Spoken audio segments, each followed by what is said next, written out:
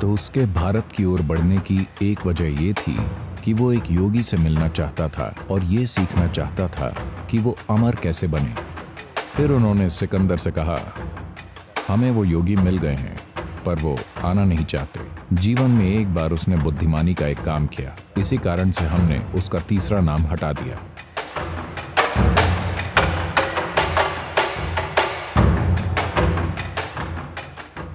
देखिए सिकंदर, हमारी स्कूल के इतिहास की किताबों में कहा जाता है सिकंदर महान।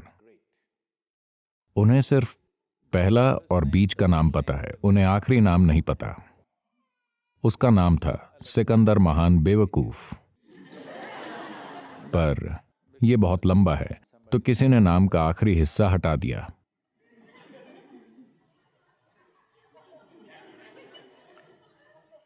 जैसे ही आप इस दुनिया में ऐसे आदमी को महान आदमी बना देते हैं तो कई तरीकों से आप मानवता का भविष्य नष्ट कर देते हैं। क्योंकि 16 साल की उम्र से ही, मेरे ख्याल से वो 32-33 की उम्र में मर गया था। उसने लोगों को बस मारा, वो मारता गया बेवजह। बस नई जगह जाकर लोगों को मारना, नई जगहों पर जाना और मारना और कहना कि मैंने इसे और उसे जीत लिया है। और उसने अपने साथ अपने देश के तमाम युवा इकट्ठा कर लिए थे जो उसके साथ लड़ाइयां लड़ते थे। थोड़े थोड़े दिनों के बाद वो अपने एक साथी को मार देता था, बस कोई आरोप लगाकर। क्योंकि हमेशा ऐसे तानाशाह को लोग धोखा देते हैं और उसे डर होता है कि कोई धोखा दे देगा, तो वो कोई बहाना खोज कर कहते उसने ऐसा किया था और उसे लोगों के सामने मार दिया जाता।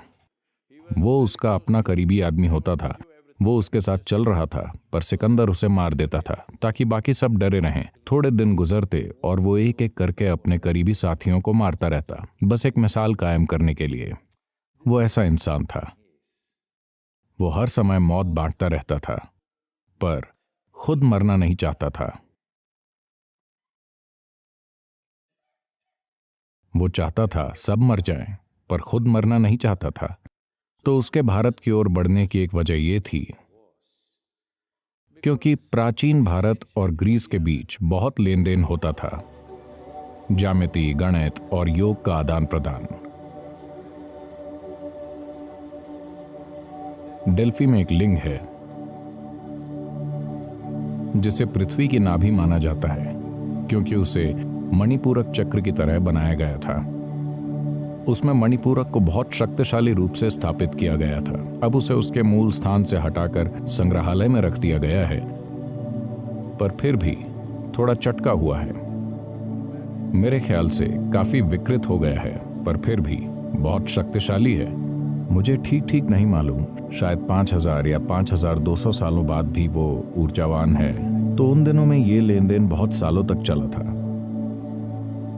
तो जाहिर है कि उन्होंने भारत के रहस्यदर्शी योगियों के बारे में सुन रखा था।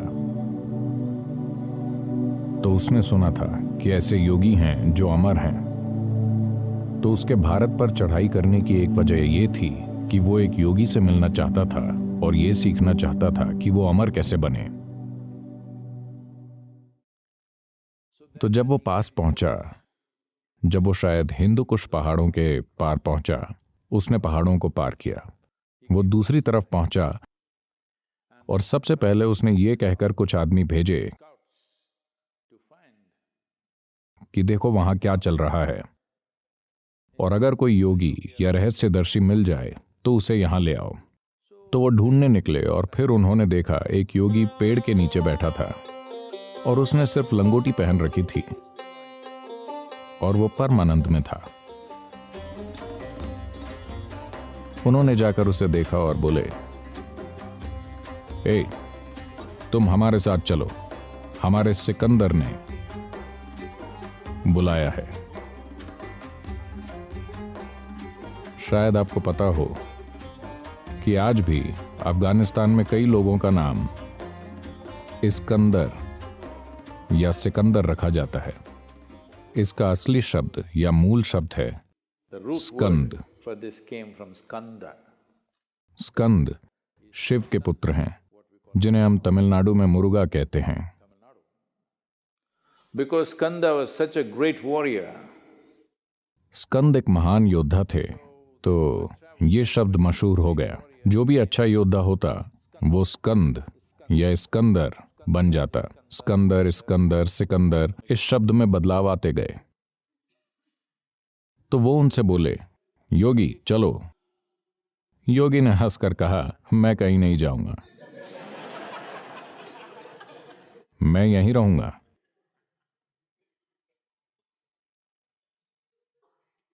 फिर उन्होंने तलवारें निकाल ली। वो हिंसा करने वाले लोग थे। वो सिर काटने से पहले सोचते नहीं थे। उनके लिए ये कोई बड़ी बात नहीं थी। एक दिन में सैकड़ों सिर काटकर भी उन्हें पछतावा नहीं होता था। तो बहुत आक्रामक लोग, उन्होंने तलवार निकालकर कहा, या तो तुम चलो या हम तुम्हारा सिर काट देंगे। योगी ने कहा, देखिए मैं यहां इस तरह इसलिए बैठा हूं क्योंकि जो भी मुझे करना था वो हो चुका है। आपको मेरा सिर चाहिए तो ले लीजिए, पर आपको मेरा ज्ञान या मेरी बुद्धिमत्ता नहीं मिलेगी। आपको मेरा सिर चाहिए तो ले लीजिए। फिर उन्होंने एक दूसरे को देखा। उन्होंने see, they had never seen a man who not terrorized by the swords that they pull out. उन्होंने ऐसा इंसान कभी नहीं देखा था जो उनकी तलवारों से न डरा हो, क्योंकि वो सिर्फ डरा नहीं रहे थे, वो सिर काट भी सकते थे। यही उनका काम था। उन्होंने कभी ऐसा इंसान नहीं देखा जिसमें कोई डर ना हो। वो कह रहा है, ठीक है मेरा सिर काट दो। ओह, ये आदमी वाकई अमर होगा। अगर कोई कहता है ठीक है मेरा सिर काट दो, तो वो अमर ही होगा। फिर उन्होंने उसे मनाने की कोशिश की,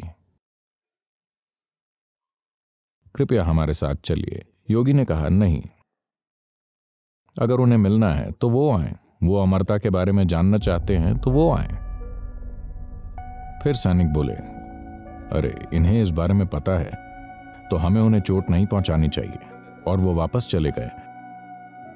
उन्होंने सिकंदर से कहा, हमें योगी मिल गए हैं पर वो आना नहीं चाहते। वो कहीं जाकर नहीं सिखाते, आपको वहां जाना होगा, वो स्कूल हैं।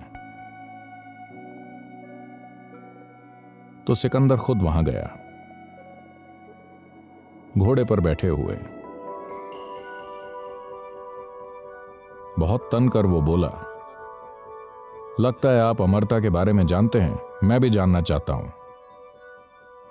योगी ने उसकी ओर देखकर कहा, पहले इस मूर्ख घोड़े से नीचे उतरो। आप ऐसे जानवर पर बैठते हैं जो आपसे कम बुद्धिमान हैं, और अचानक आप ऐसे तन जाते हैं। क्या आपने देखा है, जैसे ही लोग घोड़े पर बैठते हैं उन्हें लगता है कि वो एक बड़ी हस्ती हैं। अगर आप ऐसे जानवर की सवारी कर सकें जो आपसे कहीं ज्यादा बुद्धिमान है, तब कोई बात है। आप एक मूक 4 पैर वाले जानवर पर सवार हैं। वो बेचारा आपको ढोना नहीं चाहता, पर क्या करें। तो सिकंदर नीचे उतरा और उसने पूछा, मैं अमर होना चाहता हूं, क्योंकि वो अब उतना मजबूत नहीं रहा था जैसा 5-10 साल पहले था। शरीर कुछ समय बाद इस तरह की चोटें नहीं झेल पाता, धीरे धीरे ये थक जाता है। तो वो बोला, मैं अमरता के बारे में जानना चाहता हूं, क्या आप मार्गदर्शन करेंगे। योगी ने उसे देखा और समझ गए, इससे कुछ बोलकर भी कोई फायदा नहीं होगा। वो बोले, हाँ, अगर तुम अमर होना चाहते हो तो रास्ता इधर से है। उन्होंने पूरा रास्ता समझा दिया। जंगलों से गुजरता हुआ एक कठिन रास्ता। मेरे बताए रास्ते पर जाओ, वहां तुम्हें एक छोटी गुफा मिलेगी। उस गुफा में एक साफ पानी का कुंड है। चुल्लू भर पानी पीकर तुम अमर हो जाओगे। तो वो अपने सैनिकों के साथ चल पड़ा। जैसे जैसे वो आगे बढ़ा, 3 दिन बाद योगी द्वारा बताए रास्ते के सभी पड़ाव चिन्ह मिलते गए। फिर उसने देखा उसके साथ 5-6 सिपाही थे। अगर ये लोग भी पी लेंगे,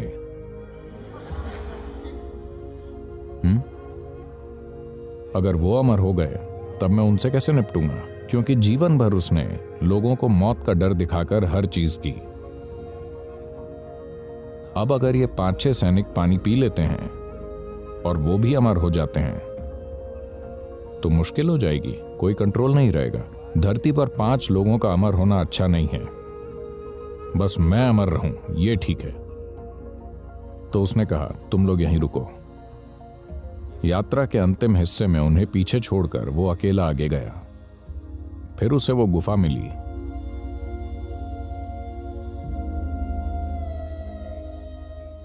गुफा के अंदर उसे एक साफ पानी का कुंड दिखा। वो अंदर जाकर पानी पीने ही वाला था। कुंड के दूसरे किनारे पर बैठे एक कौवे ने कहा, रुको। उसने कौवे को देखा। सौभाग्य से पानी हाथों से रिस जाता है। कौवा बोला, देखो मैंने ये पानी पिया था, पता नहीं कितने लाख साल हो गए, और अब मैं मर भी नहीं सकता। मैं बस यहां हमेशा के लिए बैठा हूं। कल्पना कीजिए, अगर आप अमर हो जाएं, तो आप आत्महत्या भी नहीं कर पाएंगे।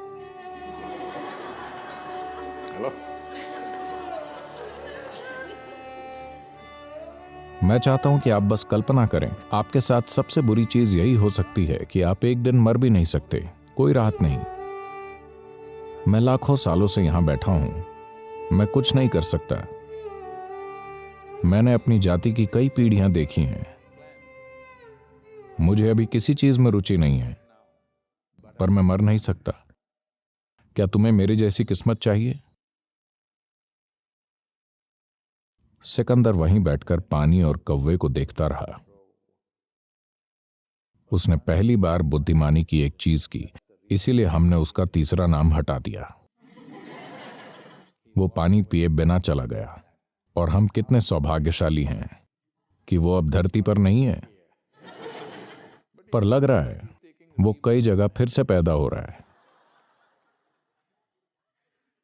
उस तरह के बहुत से लोग यहां वहां पैदा होते रहते हैं, पर कम से कम वो यहां नहीं है। हमें सीखना चाहिए और ये जानकर और समझकर जीवन जीना चाहिए कि कई मायनों में आपके लिए सबसे अच्छी चीज ये है कि आप एक दिन मर जाएंगे।